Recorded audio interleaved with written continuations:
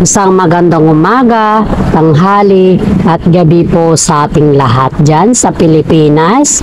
Sa mga subscribers ko po na sumusuporta sa aking content, maraming salamat po sa mga parents po natin, papananay, tatay, lola at lolo, kapatid, kuya, ay maraming salamat sa suporta na binibigay niyo po sa aking content. Lalong-lalo na po sa ating Panginoong may kapal dahil binibigyan po niya tayo ng wisdom, knowledge, and understanding para makabuo po ng aking content or sa ating content ng update sa ating ituloy sa buhay. Mabuhay ka, Panginoon, at salamat din sa pang-araw-araw na binibigay mo sa amin na pagkain at hindi lamang po yan, kundi maraming salamat din po sa binibigay mo sa amin na buhay na kung saan po ay lahat ng problema ay nalulutasan namin dahil po sa iyo. Dahil nananalig po kami sa iyo at yan po ang aking dasal at pasasalamat po. God bless po sa ating lahat. Umpisa. Okay, alright. Update po tayo sa Kim Pao ganap at iba pang showbiz ganap sa ngayon. Ayon po sa ating legit na sources guys ay talagang pinakita na nila Paolo Avellino at saka si Kim Chiu yung tinatawag na talagang sila na. At hindi lang sila na kasi aminado naman na sila na malapit na yung kanilang kasal. Pero hindi naman po yan ibig sabihin na sinasa publiko na po nila. Ay just a matter of fact na sabi ng aking legit na sources ay dahan-dahanin daw nila lahat. Para sa ganun ay hindi daw, kumbaga, iwasan lang daw nila yung mga bashers dyan na gumagawa ng sarili nilang rason para daw sa kanila. At alam naman din natin, pag yung mga malapit na yung mga engagement at sa mga kasal sa Paolo, sa Kim Pao ay ang dami talaga mga bashers dyan na nagbabas sa kanila. Simula nung nagsabi tayo na nag-usap na sila about sa kanilang mga engagement at sa kanilang mga kasal, ay ang dami talagang nambas sa Kim Pao. Kaya ang sabi ng aking legit na sources ay dahan-dahanin daw nila para sa ganon, yung mga bashers po ay maintindihan nila kung bakit hindi pa nila sinasa publiko sa ngayon yung kanilang plano guys. Kaya sana naman sa mga Kim Pao fans dyan, alam ko naiintindihan ninyo yung sitwasyon ng Kim Pao.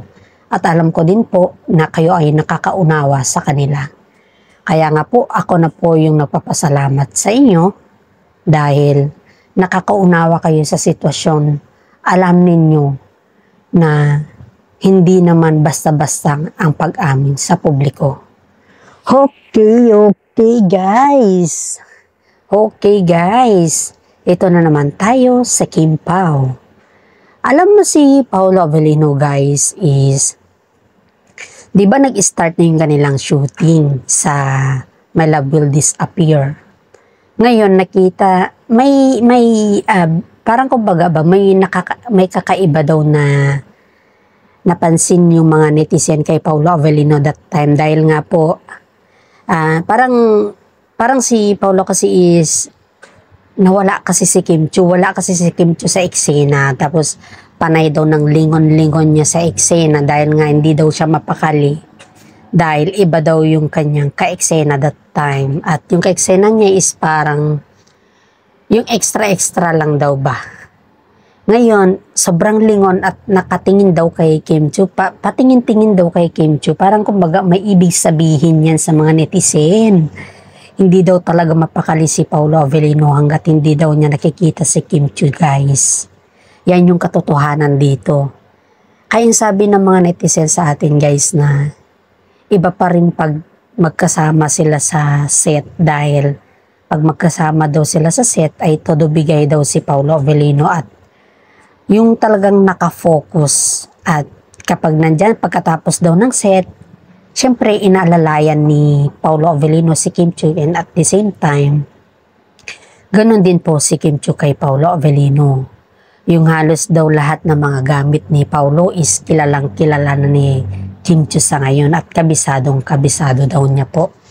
Kaya yun po yung mga guts or yun po yung mga dahilan or rason kung bakit ang mga netizen po ay tinatanong sa akin kung sila ba ay nagli-live-in na. Pero hindi ko pa naman po yan natanong sa mga legit na sources natin dahil hindi pa kasi alam ng legit na sources natin kung talagang sila na po ay nagli-live-in.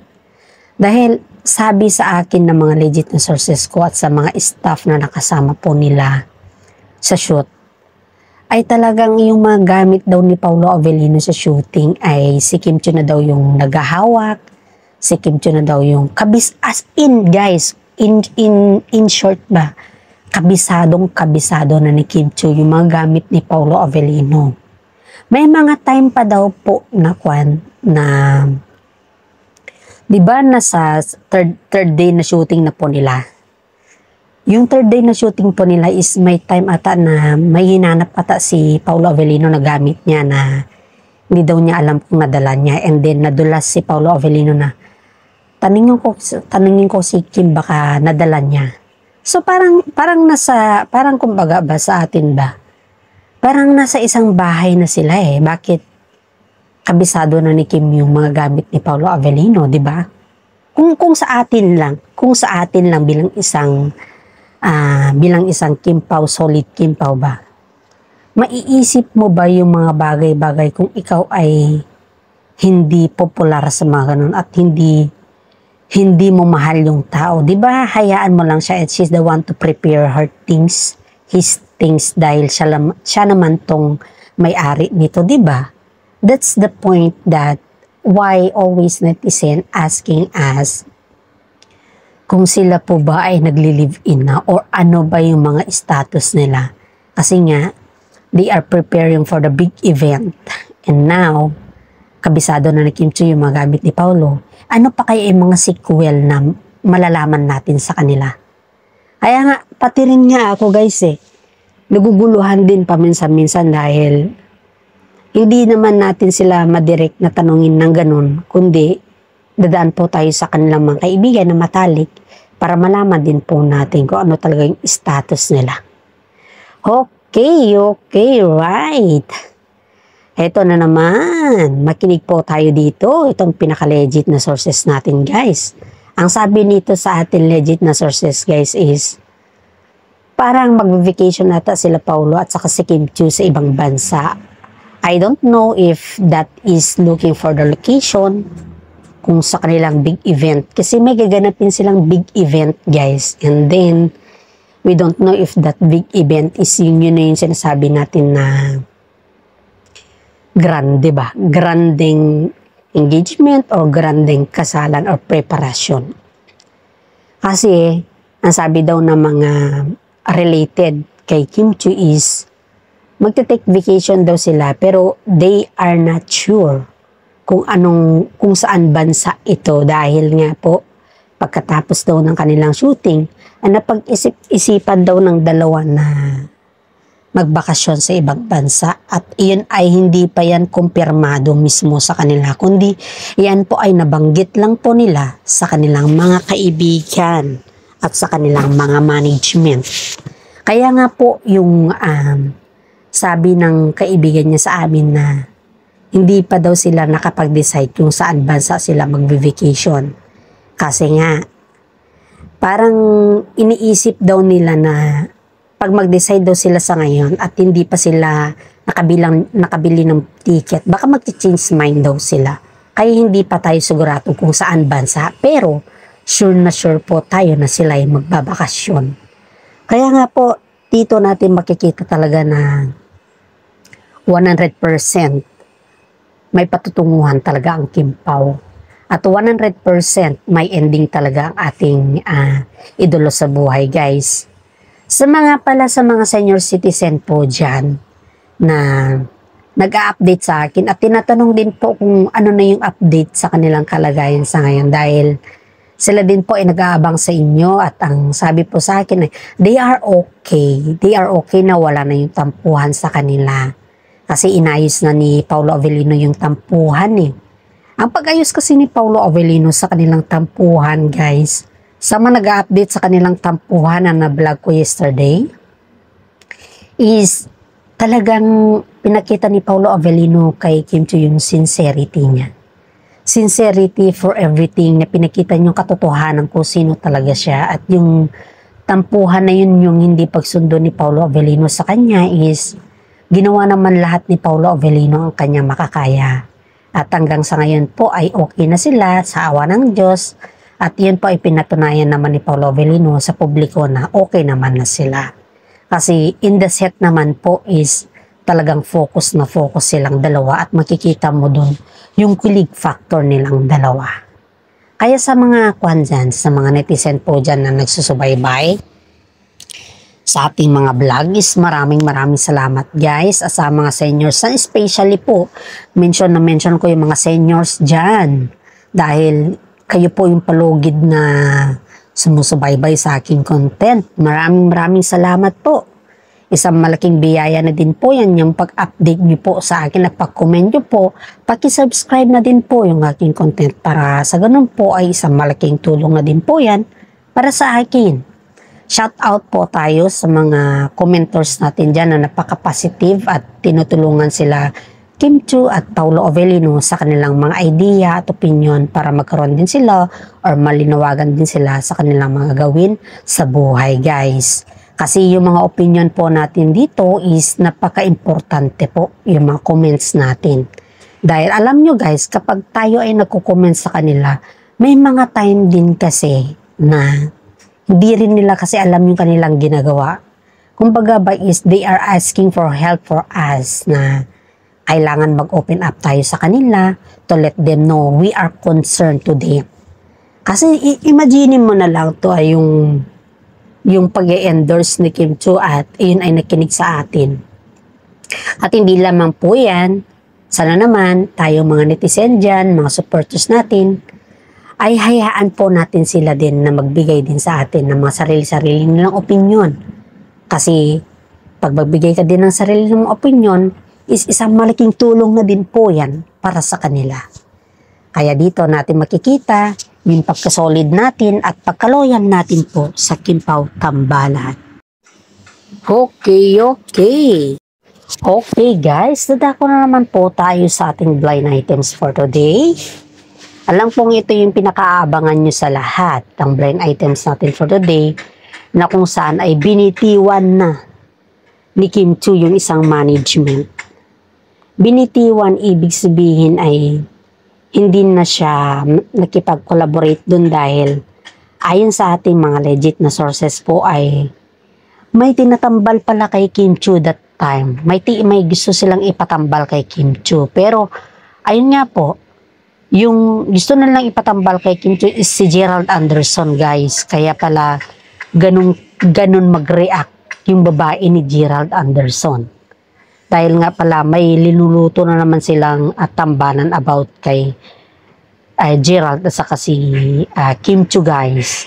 Pero ang sabi naman ni Kim Chiu is bibitawan daw niya yung management na yon, yung director na yon or yung manager na yon, dahil hindi pa daw panahon o hindi pa daw panahon para gumawa daw sila ni Gerald Anderson ng movie na bago. Kasi nga po, kaka-start pa lang ng shooting ng Hello My Love Disappear, and then pressure na ang Kim Pao sa ngayon, and then may isang management kasi na lumapit kay Kimi. Kasi you know guys, ito kasi yung strategy nila strategy sa showbiz ba. Kapag yung isang artista kasi is very trending at viral yan, lalapitan talaga ng management niyan, dahil gusto nila magkaroon ng collaboration at yun ay magtre-trending din sila.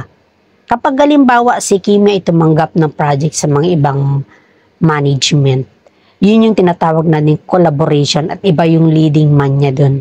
Yun yung collaboration. Kasi nga po, kaya hindi daw tinanggap ni Kimi ito dahil baka maguguluhan daw yung mga netizen at hindi pa daw siya ready na makipag-collaborate kay Gerald Anderson sa yun. Which is, that is very true, and that is a good decision, Kimi. For me, para sa akin bilang isang taga-subaybay ng Kim Pao is Napakaganda at masaya ako dyan na opinion ni Kimi dahil inisip niya talaga kung ano talaga yung patutunguhan ng dalawa. Inisip niya talaga kung ano yung magiging sitwasyon ni Paolo Avellino at hindi makasarili si Kim Chiu. Kumbaga ba is iniisip niya lahat kung ano yung magiging side effect ang kanyang pagiging decision dyan na tama. At yung decision niya naman is very, very correct. Tama talaga. Kasi nga po, for the sake of that project only na sabi nga nila, malaki daw yung give, malaki daw yung ibibigay, parang ganun. Pero were in fact na kahit malaki naman yan kung yung satisfaction ng mga audience or yung mga sumusuporta sa kanila is hindi sila satisfied kay Gerald na kalingding lead niya is babagsak at babagsak pa rin yung kanilang movie, guys. Kaya tama na yung ginawa ni Kim Chiu na nag-refuse siya sa isang management para sa ganun ay malalaman at malalaman din nila na hindi pa siya panahon, hindi pa papanahon para makipag-collaborate kay Gerald Anderson. It doesn't mean na hindi pa siya nakamove on sa issue, guys, pero hindi pa talaga panahon para sa kanilang dalawa na mag-collaborate. Maybe it took how many years first before they can undergo that project again. Pero as of now, dahil nga maputok ang Kim Pao, of course, mag-focus si Kimi sa Kim Pao Tambalan. At kabago-bago lang na nagpirma si Paolo Avellino ng kontrata At yun ay permanent na silang tambalan. Kaya nga po, ang laki ng respeto ni Paolo Avellino kay Kimi dahil sa kanyang napakagandang decision at that is a perfect for them na mag-decide kung ano talaga yung, kung sino or ano talaga yung kanilang decision or kung sino talaga yung kanilang mai-prepare. As long as their management asks them to collaborate with that manager, alam naman ng mga management na hindi pa ready si Kimi kay Gerald Anderson as of now. Kaya nga po, umiwas si Kimi sa mga issues about kay Gerald Anderson dahil ayaw niya na masabihan na masabihan or mabash siya dahil yung nangyari nga sa kanilang issue is till now hindi pa open yung mga netizen or yung mga bashers na intindihin ko ano yung situation ni Kimi sa ngayon. Kasi si Kimi kasi yung naiipit, guys, kung tutuusin natin na. Si Kimi yung naiipit sa dalawang tao. Which is, nananahimik na si Kimi pero yung talagang bashers talaga yung nag-uudyok ba na o ganito o ganyan. Gumagawa sila kasi ng sarili nilang boy o sarili nilang dahilan para si Kimi is ma-spread out sa stress and anxiety. Kaya nga tayo ay andito para suportahan natin ang Kim Pao para po sa suporta natin kay Kim Pao at para po mabigyan po natin ng kalinawan ang lahat, guys. Heto tayo, magbasa po tayo ng mga comments kung saan po ay si Madam. Hello ma'am, good afternoon.